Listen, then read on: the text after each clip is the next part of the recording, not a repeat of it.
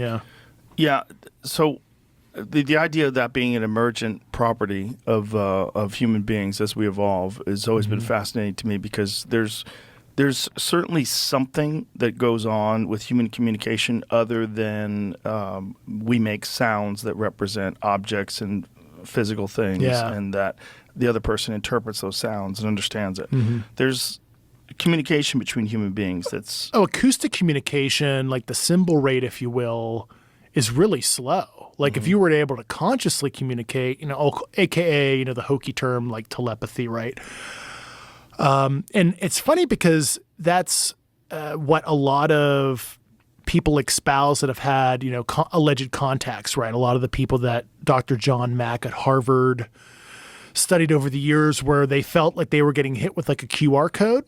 It was like instant knowledge, or they heard like somebody speaking to them non-verbally in some way that they couldn't even conceptualize through, acoustic communication or talk, if you will. And it's the same thing like book Proof of Heaven by Dr. Eben Alexander, MD. I remember reading it when I was in Afghanistan, and I was like, this is a crazy experience. This medical doctor has necrotizing fasciitis of the brain, he has a near-death experience, and he gets this like crazy...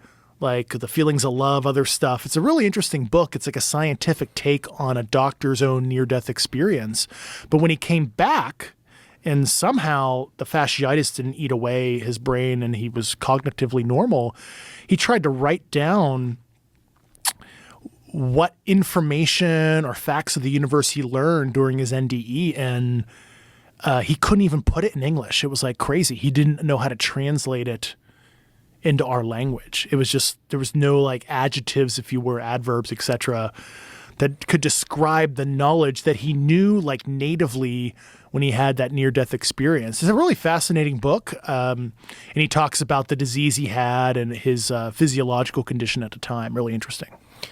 What was he able to discern from that? Like, what was the overall message? Yeah, it was like this, like there's the message of love, which that's positive, but it was like this interconnectedness. Everybody is kind of connected in a way that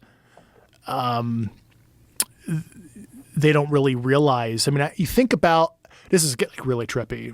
So a lot of thoughts with people who are smarter than me. I like to talk to them about this kind of stuff, where if you're, say, a higher dimensional sentience, right, the act of creation, so act of creation for 3D beings is having a baby, right? It's producing another three-dimensional object.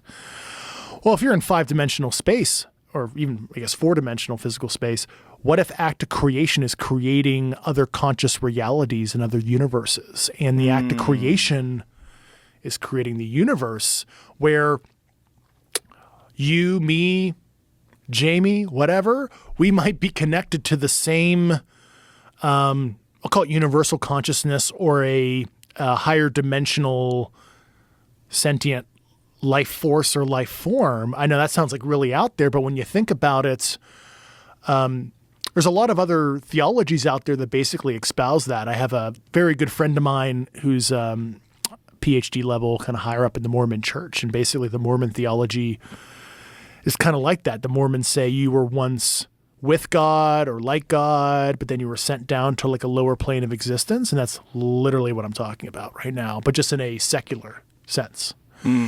So maybe, we're all created beings from, and this, this doesn't like hurt Christian theology, whatever. It's actually kind of enforcing the fact there's a creator and we're literally created in the image of a creator, literally. And that's kind of what life really is. It's like, think about, it's like a weird 3D plus time temporal sensory experience for a higher dimensional sentience.